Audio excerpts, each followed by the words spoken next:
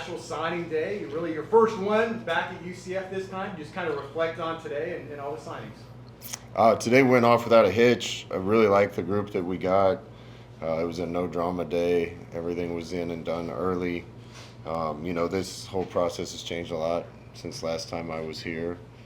Um, Recruiting in high school kids is a really important way to build the foundation of your team and get guys in the program that can help now or be developed into guys that you hope you can keep for a long time. But it's also not the only way to build and improve a team anymore. So probably has a little less attention and glamour than it used to, but it's still a very important day. Scott, you brought in a couple of quarterbacks. What's kind of your plan, I guess, for the future with them? And how does that change developing a quarterback now? Because obviously guys want to play immediately with the portal and everything like that. It kind of moves up the timeline. What's your kind of thought process about developing maybe some of these young arms? Yeah, I think quarterback is no different than other positions. Is in a perfect world, we're developing them all in house and getting guys understanding our system and built um, in our program and make them better. We didn't have the opportunity to do that much last year because I got here after signing day. So this is really our first step in kind of trying to recruit some building blocks at several positions. Quarterback certainly one. If you we're experiencing this every day and seeing the drama and the price tags that go along with transfer quarterbacks. It certainly benefit us to have a homegrown one and love the two guys that we got and feel like we're going to pour into them and try to build somebody that we can keep for a while. Coach, obviously the transfer portal opens in January, but there were recent reports about quarterback David Jackson planning to enter the transfer portal. What are the thoughts on that situation? What's your situation on that side? Well, I can't, and it doesn't make any sense to comment on any individual. This is college football now. It's crazy time. We have to decide what's best for our team and who needs to stay and who needs to go, and players need to decide what's best for them and who wants to stay and who isn't going to stay. And there's going to be a lot of moving around and jockeying at every college town in America. So when the dust settles from all of it, I can comment on individuals more, but we're right in the middle of that now. I kind of want to follow up. What are your goals, especially entering the board with your goals with retention, and what's your message to the team that they want to build on what they accomplished this year? Yeah, I think we have a lot of the guys, said this after the last game, a lot of guys that are pieces that we want to build on and build around. It's going to be a lot easier for us this year to know those guys, know which ones belong, which ones fit us, which ones are doing things the right way, and which ones we're going to do everything we can to keep here. That's going to mean that we can fill in holes rather than build an entire team, and that's definitely a better position to be approaching this from.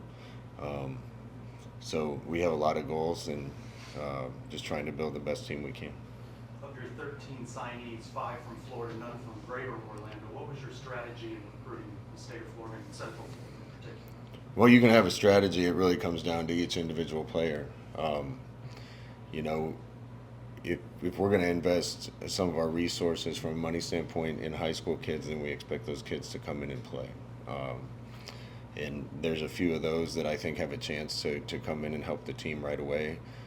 Some others that we're really excited about, not just where they are only, but where they can grow and how far we think how much they can improve and how far they can go. So it's a combination of all those things. I think this is probably fairly emblematic of what will be going forward, and I think about half our kids are from Florida, and kind of surprised it's not a little more than that, but we're going to look under every rock and try to find the guys that fit us, and I feel really good about the guys we did get. Did you have a specific budget for high school recruits? How did you do to that cap or the allotment? No, there's no set number on anything.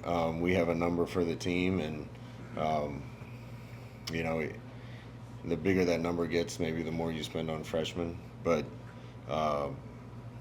again, I want to make sure we have a team that has the best chance possible to compete next year. And I think if you're spending a lot of money on guys that you don't think are going to play immediately, then that investment's not helping you win football games immediately. And we certainly have a lot of other needs on the team right now and things to fix. And I think we found a good balance. Coach, with the addition of Kaj and Arthur, you have a deep but young running back room when it comes to who's left with eligibility next year, and Miles and Jaden graduate. I know maybe the portal could supplement that, but as far as the running backs you do have under your roof right now, what stands out about that? What do you think what will get them to earn playing time in 2026? Well, they'll have to compete and earn playing time at running back like everywhere else. I was really excited about a couple guys in our program that got hurt during the year. Yeah, we didn't get to see Swint do much this year because of a camp injury. Stacy Gage got hurt partway through the season. Those guys are both young. Now we're adding two freshmen. I love the traits of the guys we have. We don't have a lot of experience there. So that's something we might need to look at and address. But, we're trying to collect the best people and the best talent that we can and feel good about the guys we have. What stands out to you about Colin Arthur? Kaj has an elite trait, and that's his speed. When I was here the first time, I think my first commitment was from Adrian Killens, and that's a lot to put on a kid to compare him to someone like that. But I think the speed is similar, and he certainly opened up games for us. I think Kaj has some of the same traits, so I'm really excited to get him. I think there's a lot of things we can do with him. Arthur is, we think flew under the radar a little bit, and just as an all-around back with a tremendous amount of potential and upside, really excited about him too. So those guys are going to be good additions, and Jimmy B will do a great job with them. When did your staff identify Rocco Marriott in this recruiting process, and what made him the guy you really wanted to target as the month of October and November rolled around and getting to this point? Yeah, I'm picky about quarterbacks. KZ is picky about quarterbacks. And that's just a game of musical chairs and a dance that you have to play right up to the end. We actually spoke with Rocco some back earlier in the year. We had a commitment at the time. He was committed somewhere else at the time, and we didn't want to get really serious about it unless the opportunity here was going to be available, and felt like he was in a position that it was viable. So that all kind of happened late, but he's had a great senior season and has a lot of the traits that we're looking for, and thrilled to have him here. Can you speak more about the traits that Rocco has? What kind of jumps out at you that makes him, you think, would be a good fit for your offense?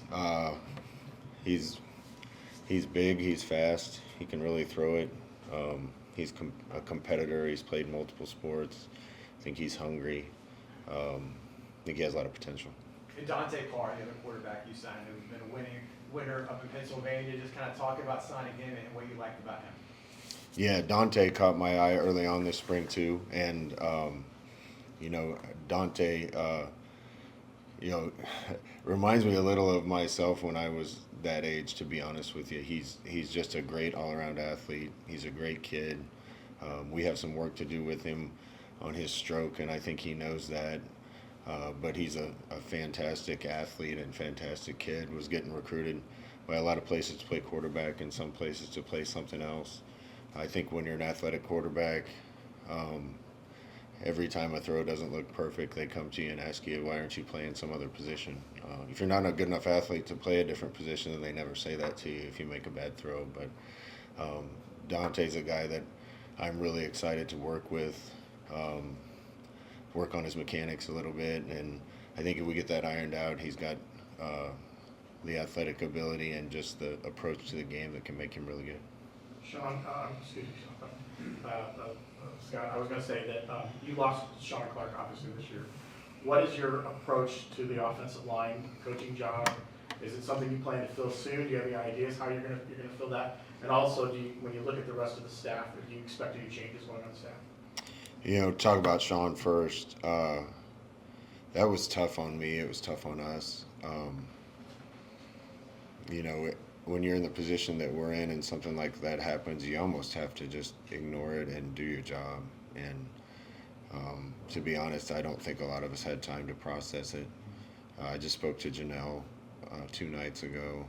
She's still processing it. I can't tell you how good a guy he was. Of all the people I've ever coached with, he's one of my favorite guys that I've ever been around. I just loved seeing him every day. He was such a positive influence on everybody in our building. So, just crushed for the family, and I miss him personally. We got through the year. I think Coach Bear did a great job of kind of keeping it on the rails and doing what he could do to make sure that position kept performing. Danny Hope came in, who was a friend of Sean's, that wanted to help because of how much he cared about Sean. So it wasn't certainly ideal, but the problems of a football team are insignificant compared to the impact that can have on a family and human beings.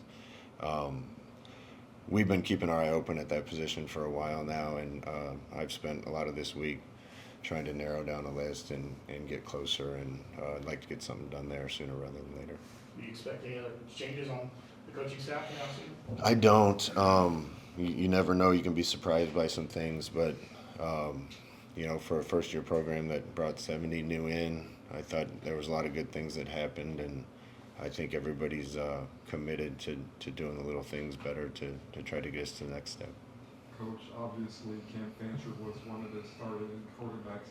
Going into the season, he competed the entire year, and then he got injured. What's his current status in terms of receiving possibly a medical red shirt?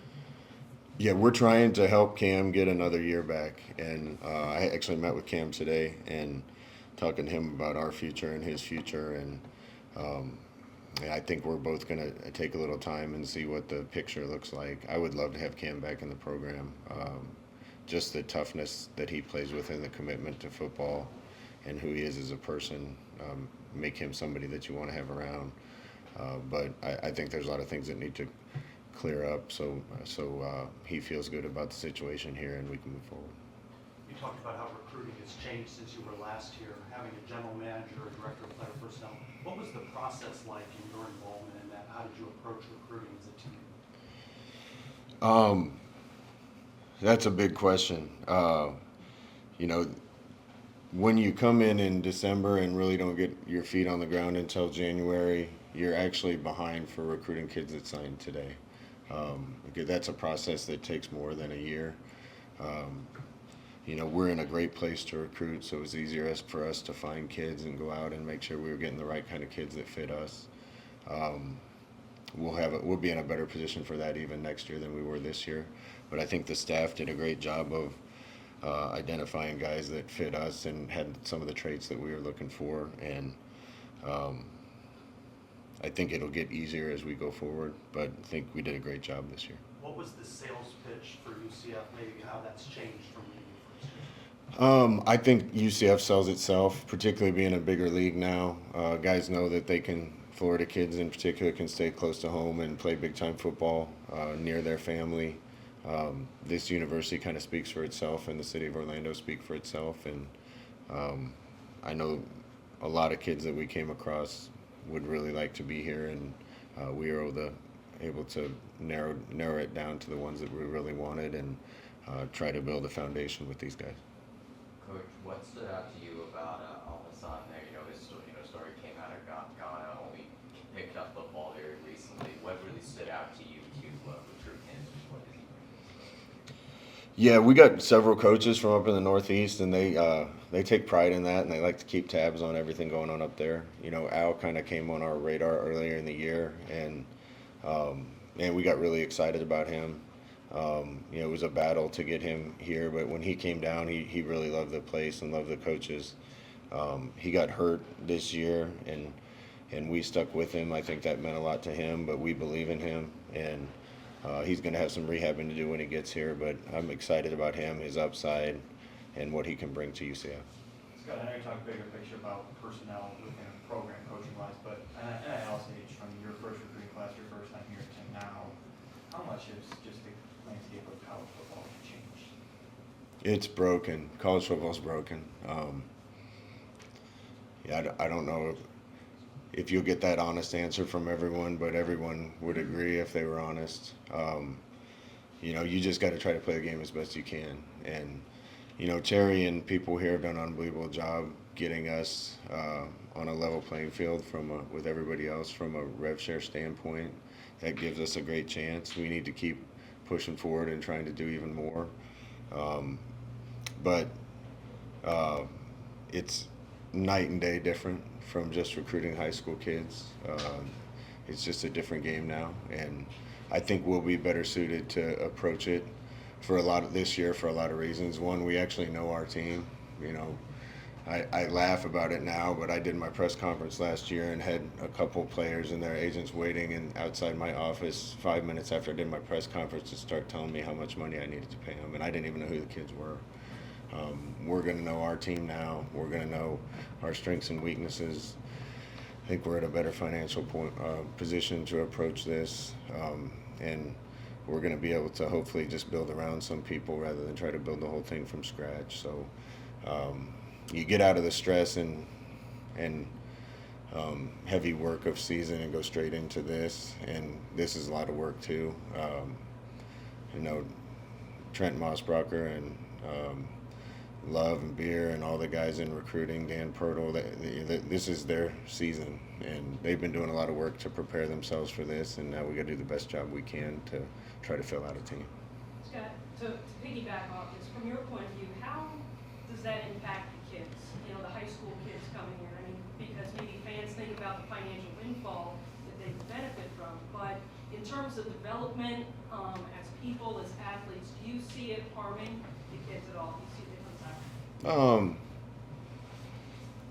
Yeah, there's a lot of things that are probably impacted by the way college football is now. You know, the days of going to a school and being loyal to the school and being able to go back to homecomings and support a school that you were at for 4 or 5 years and you got a degree from. Some kids will never have that because they've been at 3 or 4 schools. You know, one of the things that I think a lot of coaches love about coaching is the mentoring side of it, and I've talked a lot about taking an 18-year-old young man that doesn't have life figured out and watching him leave as a 22-year-old that you've poured into a little bit, and that's very fulfilling as a coach. That's getting harder and harder to do. The time frame that you have to impact some guys can be a lot shorter now. You got to build a team and a team culture year by year now. You know, the good thing for us is we're going to have a lot of guys that understand what we want and our standards, and when you have culture keepers in the locker room that hold everybody else to that standard, that's a big piece, and we're going to have a lot more of that this year than last year.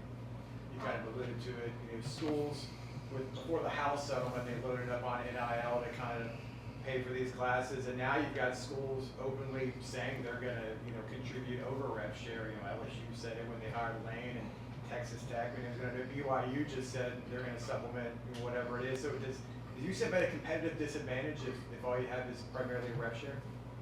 Well, it's baffling to me that we are going to sign participation agreements saying we're not going to do any of that, and then have newspaper articles come about how much you're guaranteeing to spend over rev share. So, you know, there's no bigger fan of the people trying to put guardrails around this than me and us. And honestly, mostly because it's best for college football if this gets under control. That being said, we're gonna do everything we can to try to build a team with good resources that people have put a lot of work in to get us, and it'd be an awesome environment in college football if everybody had the same to spend. You know, I've said this a lot, but you know, any sport where whoever has the richest boosters wins, you know, that's not a good model for a sport. So we're rooting for it to get curtailed. In the meantime, we got to try to do the best we can. And where are you with this roster right now? Have you negotiated, you know, the players obviously you want to retain and keep? Do you have agreements maybe for players to come back? Is that a process that will go on for the next couple of weeks? It's a process, and it'll probably go on all the way through the end of the portal. Those conversations have already started and will continue to take place all the way up until it's too late for us to get kids into school drop out. How will that impact maybe February signing day? I mean, you know, do you have other kids on your radar that you think about? Yeah, last year we made a couple really good additions in the late high school signing period, and we're certainly going to be on the hunt for them again this year. Um, so, we're going to keep a couple spots available if we can go out and find some kids that, for whatever reason, aren't connected to a place yet. And like I said, I think we did a good job with that, adding some pieces that I think are going to be really good down the road in the late signing period. So we're always looking for good players, whatever method we need to use to get them here, and we'll have our eye open. Considering the portal and considering the turnover, the coaching cycle this past year, are you able to focus on anything just beyond how guys help you in 2026, or do you see some of these players and think that by the time 27, 28 rolls around, this is the plan I have in place for them? Yeah, I mean, you got to be thinking about now and down the road, and that's where, this is really going to be our first signing class. Like I said, the more guys that you can build in-house and only have to fill in around, I think that makes you a better football team and have more continuity. So, you got to try to do the best you can to compete now while having an eye on the big picture. And you only have two eyes, so you got to keep your pupils moving a lot. Coach, what's kind of your end of the season evaluation and assessment on some of the assistant coaches that came and helped out this year, especially someone like Kenny Martin, who was on the team previously that you were watching? Yeah, I said this after I got here. I think you can. It's the easy way out as a coach is to hire people and your friends. And this time when I came here, I wanted to just go out and try to find the best that I could for the spots with the resources we had to spend on them. So we have, 2 or 3 coaches that I've worked with a lot in the past that I believed in and knew about. And really the rest of the staff is guys that we either found when we were looking to hire people or someone that was here before. I didn't know Coach D'Onofrio real well before he came. He's done a great job. Coach Grinch I'd coached against. He did a really good job this year. Kmart was already here. He did a really good job this year. Jimmy Beal at running backs, I think is a really good coach, and really thankful for having him here. And I don't mean to leave anyone out. Coach Alomar, really detailed, did a great job this year. So, it's more of a collection of people this year. And, Kmart was here before and already knew the team, and that was a big help to us last year. And just like a team, the coaching staff has to continue to come together and be even closer and a tighter unit. And we'll certainly have time in the off season to do that. But I think continuity is important too, and excited to keep working with those guys and get to know them better. How do you think KZ handled year one as quarterback? Yeah, I left out KZ, didn't I? KZ is going to be a really good coach. He is now. He and I see things largely the same way. He's very detailed. He's very knowledgeable. Players like him and want to play for him. So, like I've said a lot, I'm really glad to give KZ an opportunity to have his first full-time job, and he's done a great job, and he'll continue to do so. Got time for a few more? Scott, you talked about this, about retention, and have you had discussions from players about maybe the guys already thinking about entering the transfer portal, and that give you kind of a little bit of heads up, leg up as you start to think about the next 3 weeks before the portal window opens? Yeah, I mean, the more conversations you can have and the more honesty you can have, I think helps. There will always be surprises both ways, and that's just this game, and we got to have our eye on answers no matter what happens with every single kid in every single position. We got to be ready for any eventuality, and that being said, I think the relationship that we've built with a lot of these guys and the relationships the coaches have with players, it's been a very positive environment for the most part, and I think there's a lot of kids that really enjoy it and want to be here, and for the ones that we want, we'll do our best to keep as many as we can. Coach, what stood out to you about Casada Charlton? I know it was high school, made some headlines recently with the state playoff game, and did you get a chance to talk with Casaya about that and what it makes? Yeah, I did. I'm excited about Kasaya as a player. You know, he's been on board with us for a long time. Um, I did see the video what happened, and man, that was unfortunate. Don't feel real good about the fact that somebody that is going to be involved with us was involved in something like that. I really don't want to say more than that, other than I do feel good about who he is as a person long term, and as a player long term, and excited to get him in the program. What's the through line on this class? How would you describe the overall class, the vibe, the identity that you think they collectively bring? You know, we wanted guys that had traits that we think we can build into to make them better players than maybe where they're ranked at now, if I had to point to one thing. If you look at the group, there's a lot of size and length. I think we can get bigger. We certainly need to get a little tougher as a football team, but I really like the size and length of a lot of these guys. I like the elite speed of a lot of guys, and overall I just like the upside of the class. You know, if we were going to invest a lot of our resources in high school kids to try to get the highest ranked kids and the most, what people assume are the most elite kids in the program, then I think that would hurt, like I said, our product on the field next year. But UCF's made a living off of guys that maybe didn't get recruited by some of the top recruiting class schools in the country, but they became just as good of players. And I really like the upside a lot of these guys, and believe that if we get them in here and put them in the weight program and in our system of what they can become, and hopefully it happens sooner rather than later. Austin, can you speak on the importance of this upcoming transfer portal class that you're going to recruit? I know you weren't happy with the 5 and 7 season. You want to turn this thing around as quickly as possible, and there's some big holes to fill. Just talk about how important that's going to be for your rebuild. Yeah, I think every time you get to this stage in the year, you're excited to reset and rebuild.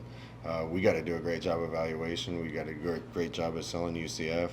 I think we made a lot of strides this year, but we need to turn the corner and get this over the hump, be a winning program. We certainly need some additions in order to make that happen, and there's a lot of work being done right now to make sure we get the right guys in here that can do that. When you took the job, you said you wanted to continue doing the play calling, and you have to be a collaborative effort with Steve and some of the other staff on offense. Is that still the plan for 2026, or do you maybe move into a different role, more that CEO style role as a head coach? No, I mean, I don't think I can ever get away from it completely. Steve Cooper, I do trust. I've been around him a long time, and he and I see the game the same.